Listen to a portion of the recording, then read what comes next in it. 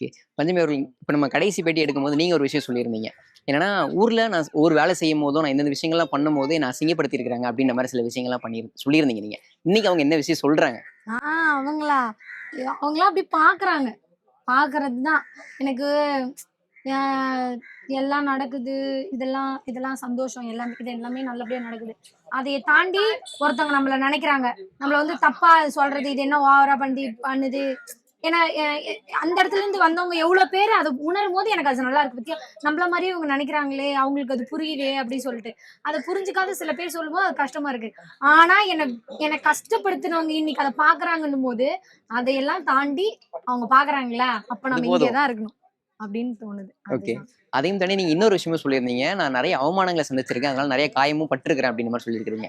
இப்ப அந்த காயம்லாம் ஆறி இருக்குன்னு நாங்க நம்புறோம். அது வந்து அந்த காயத்துக்கு வந்து ஒரு ஆறுதல். இப்ப இது எல்லாமே நடக்கும். ஆனா என்னைக்குமே மறக்காது. என் வாழ்நாள் முழுக்க மறக்காது. அத நான் இப்போ இத நெனச்சு சந்தோஷப்படுறேன்னா, அந்த காயம் ஃபர்ஸ்ட்டு எனக்கு வந்துரும். அந்த அவமானப்பட்டது நான் வந்துரும் எனக்கு. ஏன் தெரியுமா நான் ஸ்டேஜ்ல அழுவுறேன்? அந்த ஒரு சந்தோஷமா எனக்கு இப்போ இதெல்லாம் நடக்குது இல்லீங்களா? இந்த சந்தோஷத்துக்கு இது நடக்கும்போது எனக்கு முதல்ல அதுதான் வருது. நான் அவமானப்பட்ட விஷயம் தான் எனக்கு முதல்ல டக்குனு வருது. அப்ப அந்த விஷயத்த நெனச்சு பார்த்து, இதுக்கு நான் வருவேனான்னு நெனச்சு பார்க்காதபோது, அது நடந்துருச்சு. இது நடக்குமான்னு எனக்கு தெரியாது. ஆனா இது நடக்கும்போது, அந்த நிகழ்வு எனக்கு வரும்போது, எனக்கு அறியாமலே அது வருது. ஓகே.